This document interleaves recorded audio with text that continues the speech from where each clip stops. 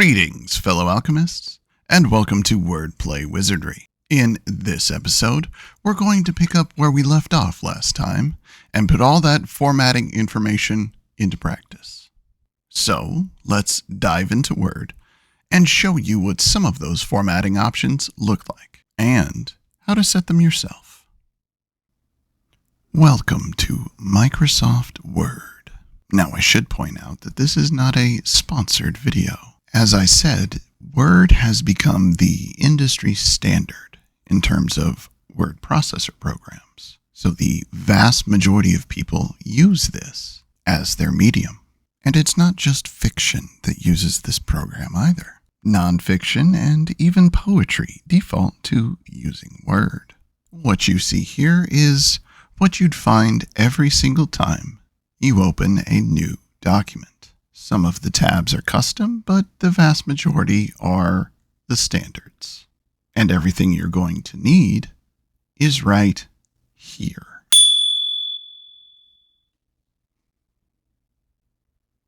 Make sense? Good. Then until next time, fellow alchemists, of course we're not going to leave it at just that. A few arrows is not good enough. So let's get into it. And to do that, let's go into an actual document, not just the dreaded blank page. Now, in case you were wondering, the document you see is one of my previous novels. I figured actual book excerpts was better than the same standard sentence over and over. And don't worry, this is spoiler-free. What you're seeing is Chapter 1 of Book 1. With that said, let's get into some of those formatting settings. Clicking on the Layout button allows you these options. And to the left, you can see Size. And as noted, this is in letter format, 8.5 by 11. As I said, the other accepted format size is here, A4. Let's see what that looks like. A little longer and a little thinner. Perhaps not that much different. But if this is your first time out, best to stick with letter. The other option we can see is the margins. And this very first one, aka normal, has 1-inch margins on all sides. This too is the industry standard. While I don't recommend changing from the normal setting, you can choose from one of the other options. Or here at the bottom is custom margins. But remember, 1 inch is industry standard, so you should keep it there. Switching back to the Home tab, you can see the body of the text in the font section is Times New Roman at 12-point size. Now, to give you some examples of the other choices we discussed, I created this. Here, you can see several serif family font examples. Unfortunately, I don't have all of the serif family downloaded, but the others are easy to get. Let's get back into why this is the serif family, and we'll use Times New Roman to do this. And just so you can see, we'll go very, very large. As I pointed out before, the serif is the flat line at the end of support lines on letters. On this A, it's at the very bottom. And pretty much any of these fonts are acceptable. Most will say either Times New Roman or Bookman Old Style. But as long as you use the serif family, the vast majority will accept it. As you can see, they all look very similar. It's just a matter of size and spacing. But let's switch over to the title page. Here you can see a basic setup. You can be a little more expressive here, but this should give you a good idea. The title itself is in bold, and as you can see, is in 36-point size. The author name is smaller, but proportional, and is 24-point. Both the author name and book title are center aligned. The title is at the top of the page, with the author name just below. At the bottom is the copyright information, and just like the book's text, the copyright blurb is in full justified. Now, as I said, the main text of the novel is full justified. What this means is the text itself goes all the way to the margins on both sides. This creates flat squares of text. But what do the other options look like? Well, let's change them. So we'll highlight this paragraph here and change it to left alignment or left justified. Doesn't look that much different, but as you can see on the right-hand margin, not every line is in perfect alignment. This paragraph gives a much better visualization of what those margin rags look like. This is very uneven. Some will suggest left alignment as your standard, but the clean lines of full justified are much more desirable. But how about some of the other choices? Well, for those quirky, this is what text looks like at center aligned. That's rags on both margins. And the last choice here, right aligned. This means that the right margin is fully justified and the left margin is the one with the rags. Now, I'll be honest and say I have not found a use for right aligned, at least not in the world of Western writing. But if you know of one, be sure to leave a comment. Now, as you can see from the first two paragraphs, which have remained full justified, there are no rags. The only thing close are the end sentences of the paragraph, which do not come to the end of the margin, which is perfectly fine. You don't have to worry about creating perfect square paragraphs. From here, let's go into line spacing. And there's two ways to get there. The first is go into the paragraph section of the top tab and look for the line and paragraph spacing option. By clicking on it, you see this drop-down menu.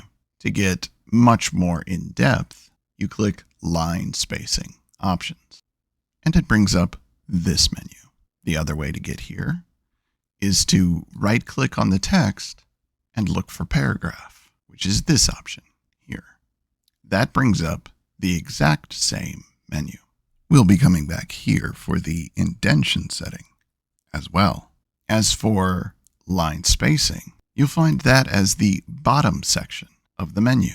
Now, as you can see, my line spacing option is currently set to multiple and is 1.08. This gives that slightly wider gap between lines. The spacing after is set to 6 point, which, as you can see, creates just a slightly bigger gap between paragraphs. But let's change all of these settings so you can see the different options. Now, I will point out that there is a deliberate line between these first two paragraphs. That is a personal choice. It is a style choice. So for now, let's ignore that, and we'll focus on what the different spacings look like. Now, with this highlighted paragraph, we'll go back into our menu, and we'll drop it down to single spaced with 0 spacing after the paragraph. As you can see, the lines get much closer together. Compare this to the space here between the single line, and you can see the difference. And with this paragraph, back into our settings, and if you're submitting your document to a publisher, they'll ask for double-spaced, which looks like this. Now, double-spaced is good because it allows for much easier reading and for editing as well as notes. But this is not a publish-ready setting. And one thing I'm going to recommend is don't write as submission-ready. Write as you'd like to see it. Then, once you're ready to send to a publisher, once you're ready to submit, it's much easier to go into the settings and click double-spaced. If you select all, which is over here, selects everything, you can come back to the paragraph setting and automatically make everything double-spaced. Now, as you can see by clicking this, part of the copyright text has come onto the first page. That wouldn't normally happen because you don't need a copyright blurb if you are submitting. They'll take care of that for you. Now, one thing I'll point out is I said when it came to the line spacings, I tend to use 6 point after each paragraph to allow for a bit more separation.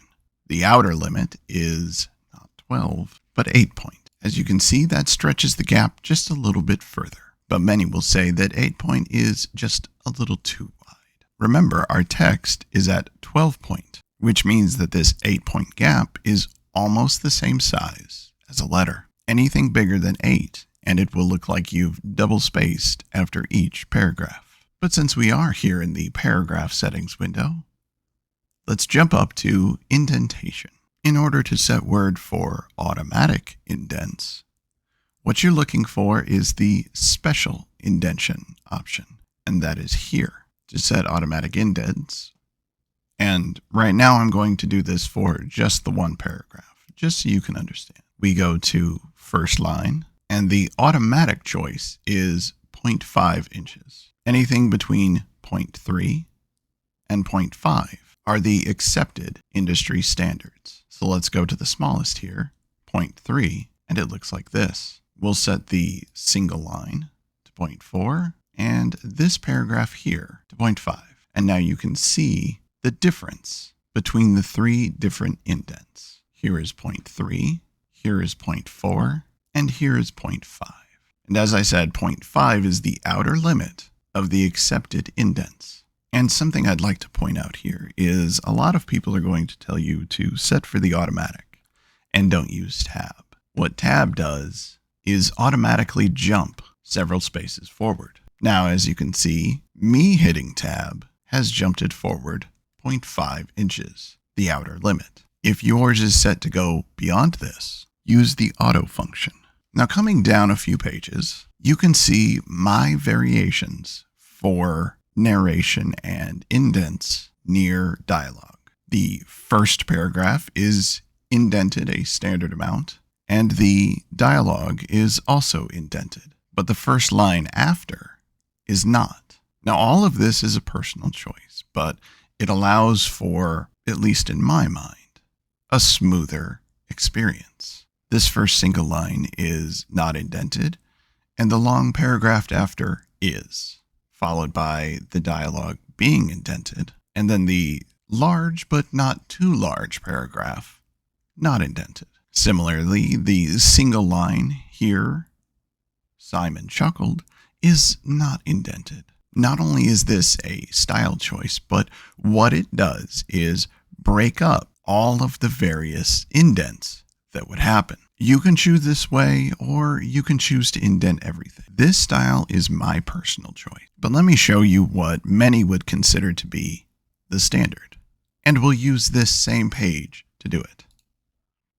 And through the magic of editing, every single line and paragraph is now indented. The majority will say this is the proper way. Now, one place that you don't want to indent is after a scene break or the very first paragraph of a chapter.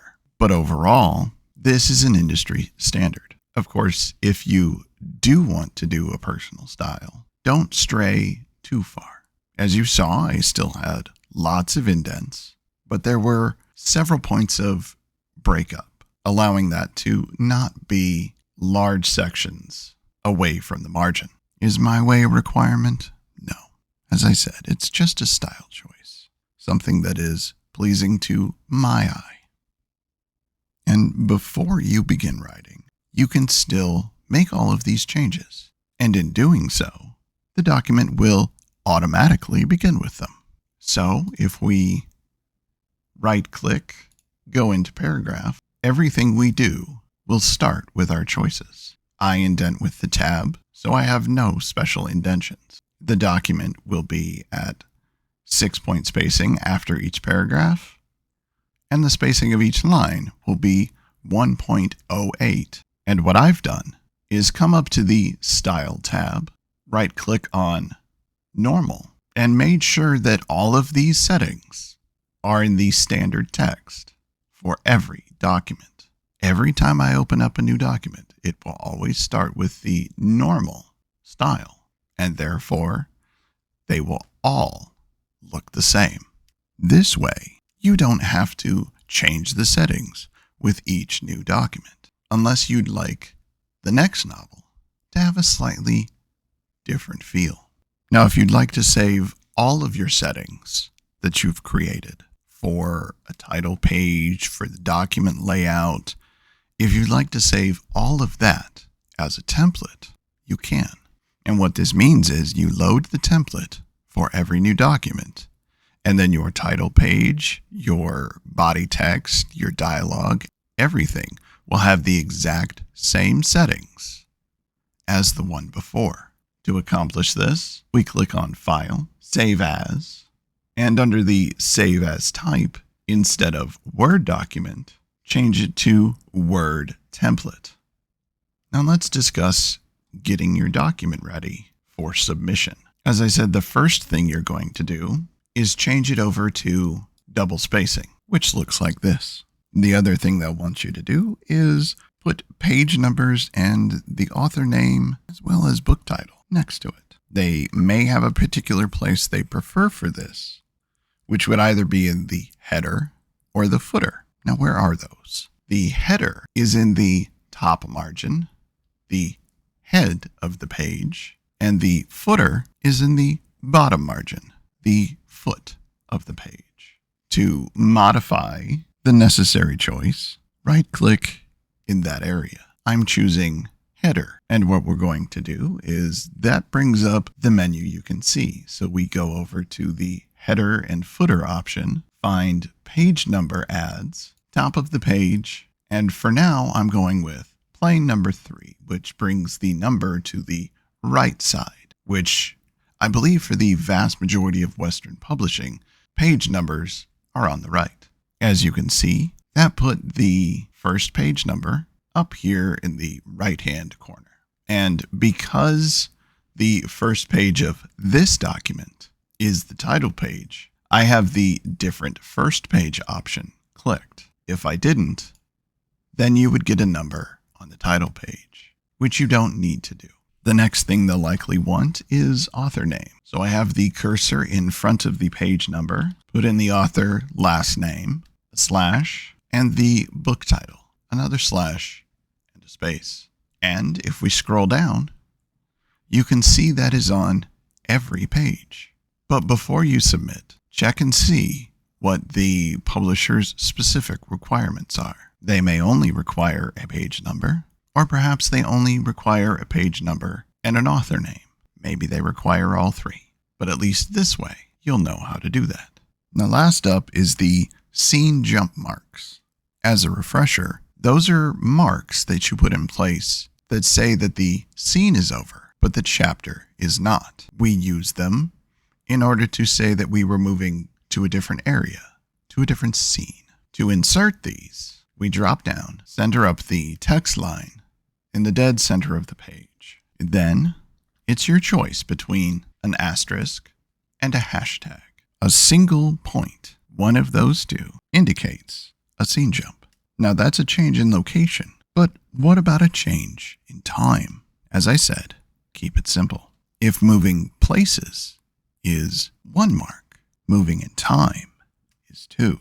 So for here, we put a mark on either side of the center of the page. Just like the single mark for scene jumping, this remains clean and professional looking, but it also differentiates between going either forward or backward in time, while the scene jump is moving to a different location. And as you can see, it keeps the two types separate. This is much easier to understand. Now, before we go, one final point to make, and that is the chapter page breaks. If you recall, I said that every chapter should begin on a new page, and the easiest way to accomplish this is by adding in page break. If you were to hit enter and drop the line down, as you can see here, this isn't blank. There are, in fact, spaces the whole length of the page, because I can highlight them. Now, when you change page sizes, if you're going to adapt it for either a digital release or drop the page down to a print-ready size. These lines are going to impact that. So your pages are going to be uneven. In order to avoid this, we go to the Insert tab, and on the Pages section, you'll see Page Break. Click that, and the next chapter automatically begins on the next page. And just so you know, an easy way to accomplish this is to put your chapter heading in and then hit Page Break. And that way you can see that this is a new chapter.